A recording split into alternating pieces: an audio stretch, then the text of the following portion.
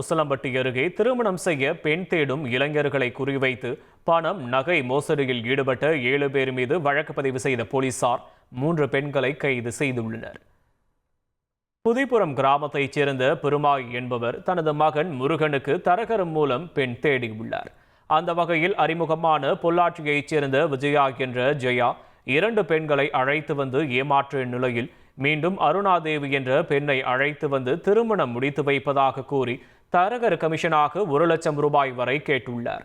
அப்போது சுதாரித்துக் கொண்ட பெருமாயி கையும் களவுமாக உசிலம்பட்டி காவல் நிலையத்தில் ஒப்படைத்து புகார் அளித்தார்.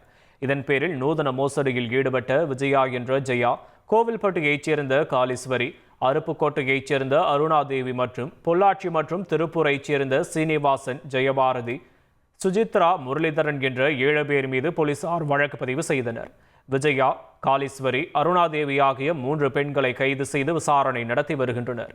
திருமணம் செய்ய பெண் தேடும் இளைஞர்களை குறிவைத்தும் திருமணம் முடிந்த கையோடு பணம் நகையை கொள்ளையடிக்கும் மோசடி கும்பல் கைதான சம்பவம் உசிலம்பட்டியில் பரபரப்பை ஏற்படுத்தியுள்ளது.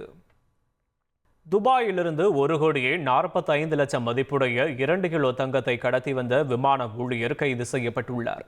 துபாயிலிருந்து வரும் ஏர் இந்தியா விமானத்தில் பெரிய அளவில் கடத்தல் தங்கம் கொண்டு வரப்படுவதாக கிடைத்த ரகசிய தகவலின்படி சென்னை விமான நிலைய சுங்க அதிகாரிகள் நடத்திய சோதனையில் கேரளாவைச் சேர்ந்த விமான கேபின் ஊழியர் முசஃபீர் என்பவர் பேண்ட்பெல்ட் அணியும் பகுதியில் 4 தங்க கட்டிகள் மறைத்து வைத்திருந்தது தெரியவந்தது.